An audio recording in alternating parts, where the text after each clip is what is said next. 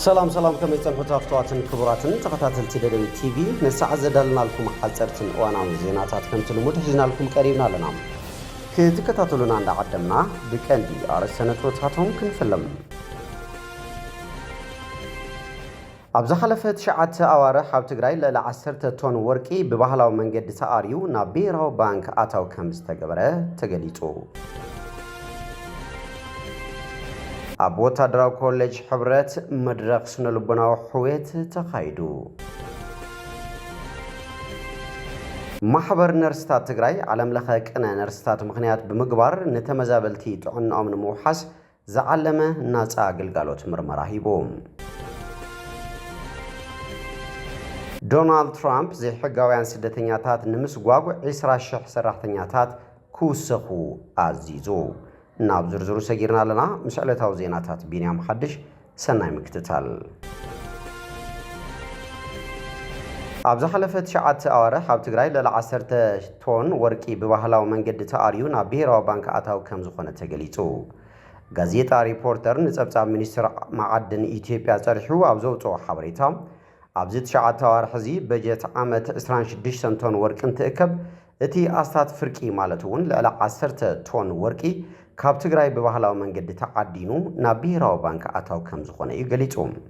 بجنزب انت ربح دما لألي 10 بليون دولار أمريكا بشرف وصاينا وشت أحاقر كمزاتوه اتتسبت أبز حبرو خينم كابتون بسرع فقاد ورك زعدنو تكالات ببهلاو عدن تسترخب متن وركي مزيادو اتهم تكالات حدقا دحنتن تكنيكا وصاقماتن بمهلاو مخانيو تحبيرو ببركي إثيوبيا عب حلوف عامة 4.2 تون وركي نابيرو بانك كمزاتو زحبره تسبت أب غازيتا ريبورتر أبز عامة كاب تقرأي ترايز ترخب متن وركي 4 في وسخ كمزلوو يقلز اتي معكن حبريتا معدن ورك تقرأي نموت أبز عبا قلقالو زوعلو زلو مرزام كيميكالاتن أب هفت تفترو 7 انسسان كوتاس عمنا أبرو حبرتا سبز فترو آلتاو تسلوان كام مقلات تغطي بيوم يخون مبر اتا دحر خوينات قطاو حويت كترقاق زقباء تقرأي أب كندي معدناتا باقوا ومحاديرا زقباء ربحا كتركب مبقسي كالقونتي يخون مهلاو أحبان ورك تقرأي بزي حقاو من قدي بمربب كنتروباند كاب حقرات وصاي كمزشيات مرداتات كمزلو زحبر زي ريبورتر مراحتي قزياو محدار تقرأي زي حقاو عدنان مشتان معدنات نمقود صار زخدو وحقاو مسرح عود كمزي كونن حجون زلاء مفتحي كمزي تقبرلون يحبر كم تبتع منيستر معدن إثيوبيا أستاد فرقي نايتينا بيراو بانك زاعتو متن وركي كاب تقرأي زخدا كوينو أورومي 4.5 تون كمون غامبيلا 4.2 تون زقربا كللات تاغرين تقرأي 10 تون زاكل متن وركنا قربت زتربحت وقنا كندتي تقربو مويترف كم كالوت كلات معرة ربحت كتكون أي كالتن نزيد ما بتزولو وشتاو بوليتيكا وطري قبوت خرد زي مهاب أورا معدن ساتفو أمكو صارن أمرح نزلو حمقن بعبيو نباراو تعنتو تاترما بمتنو نايو علوم قديس أوتلو أبقت أمريتن كرس أمريتن تقراي زركبون قنا ون بقت علنات بمتنعات زفلتو المعدنات تقراي قبو قلحتا بمهاب أبروحا هزبنا عدن كوعلو يقبام كمزين تقتيلنا قن معدنات تقراي شيشا عدها قرنا خونو هزبنا بسدة مكران مسحاق الشرافات كوينو يقتل كمزلو قود حكيو أبو تدراو كوليج حبرت مدرق سنلبناو حويت تخايدو بمحبر متحقازن مكنخانن أرقاويان رئيس دبري تكابر راستدالو مدرق سنلبناو حويت أبو تدراو كوليج حبرت تخايدو لهم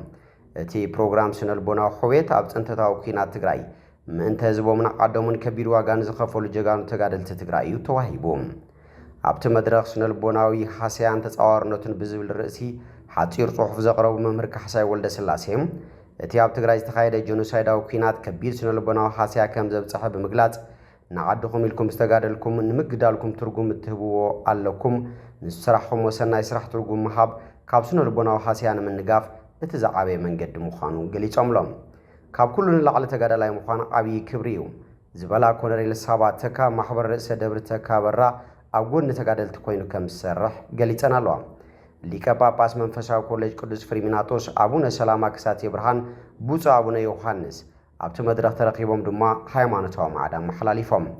ኣብቲ መድረኽ በኣባላት ቤት ትምህርቲ ሰንበት ቤተክርስትያን ደብረ ጽገ ቅድስት ማርያምን ቅዱስ ሚካኤልን ዝተዳለዉ ዝተፈላለዩ ትሕዝቶ ዘለዎም መዝሙራትን ካልኦት ምድላዋትን ቀሪቦም ማሕበር ነርስታት ትግራይ ዓለም ለኸ ቅነቅ ነርስታት ምኽንያት ብምግባር ተመዛበልቲ ጥዕናኦም ንምውሓዝ ዝዓለመ ናጻ ግልጋሎት ምርመራ ሂቡ እቲ ማሕበር ዓለም ለኸ ቅነ ነርስታት ምኽንያት ብምግባር ኣብ ሙሉእ ቀዳማይ ብርኪ ቤት ትምህርቲ ለካቲት 23 ተዓቂቦም ንዝርከቡ ተመዛበልቲ ጥዕናኦም ንምውሓዝ ሕማማት ብዝሒ ደም ስኒ ዓይኒ ረስኒ ሰውነትን ከም ዝመርመረ ስነልቦናዊ ማዕዳ ከም ዝሃበን ኣብቲ ማሕበር ሓላፊት ዘፈር ፋይናንስን በጀትን ነርስ ብርሃን ሓለፎም ገሊጻ ናጻ ግልጋሎት ምርመራ ዝተዋሃቦም ተመዛበልቲ ኣብ ሓንቲ ክፍሊ ልዕሊ 30 ሰባት ብሓደ ነብር ስለ ዘለና ንዝተፈላለዩ ሕማማት ከም ዝተቃልዑ ብምግላጽ ማሕበር ነርስታት ትግራይ ምስ ካልኦት መዳርግቲ ትካላት ብምዃን ንዝገበረሎም ምርመራ መስጊኖም ሕማሞም ምፍዋስ ንመግዚ መድሓኒት ገንዘብ ስለ ዘይብሎም መድሓኒት ክግዛኣሎም እውን ሓቲቶም ናጻ ግልጋሎት ምርመራ ዝተገበረሎም እቶም ተመዛበልቲ ኣባል ማሕበር ነርስታት ትግራይ ዝኾኑ ዶክተር ገብረዝጌሄር ገብረ ህይወት ብወገኖም ምስ ዝተፈላለዩ መዳርግቲ ኣካላት ብምትሕባር እቶም ዝተመርመሩ ተመዛበልቲ መድሓኒት ዝረኽብሎም ዕድላት ክነተኣላልሽ ኢና ክብሉ ገሊፆምሎም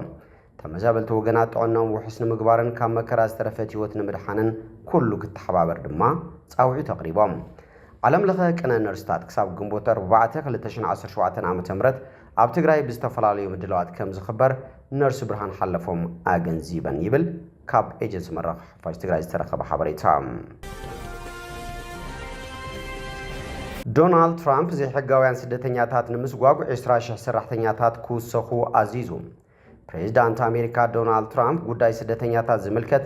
ኣብ እዋን ጎስጓስ መረፃ ጀሚሩ ክሕነየሉ ጸንሐ ዛዕባ እዩ